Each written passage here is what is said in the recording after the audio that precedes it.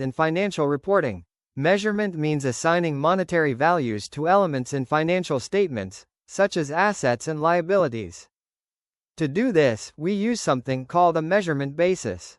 A measurement basis is basically the method used to determine the value of an item, for example, historical cost, fair value, or fulfillment value. Different measurement bases can produce different financial results, so choosing the right one is very important.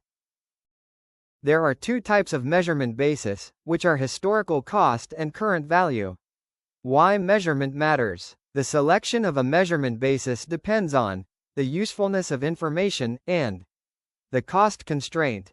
This means companies may use different measurement methods for different items to provide more relevant and reliable information.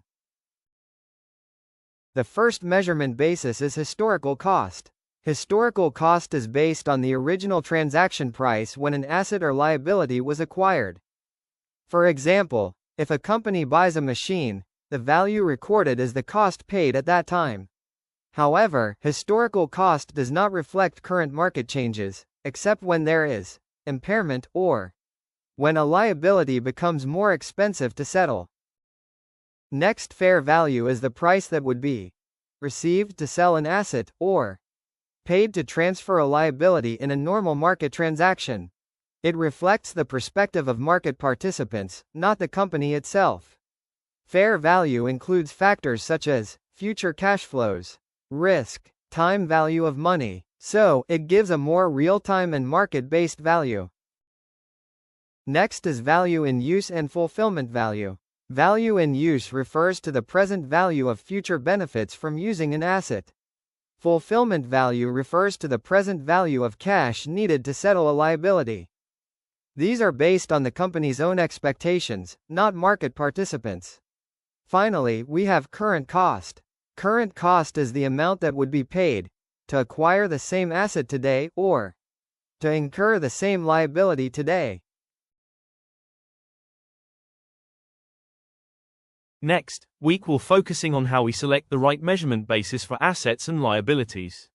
While there are several bases available, like historical cost or fair value, no single factor dictates which one to use. Instead, the framework requires us to weigh various factors to ensure the information provided is actually useful to our stakeholders. We'll focus on how relevance, faithful representation, and specific technical constraints guide this selection.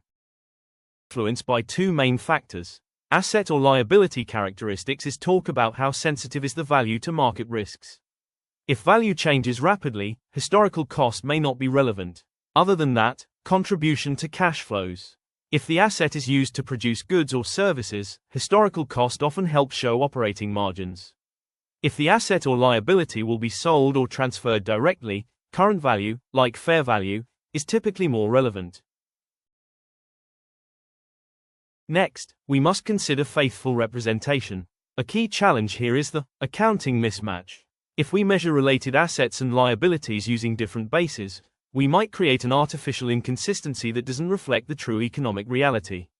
We also have to deal with measurement uncertainty. While a high level of uncertainty doesn't automatically mean we can't use a certain basis, it might lead us to choose a different, more verifiable method if the original estimate would be too unreliable to be useful.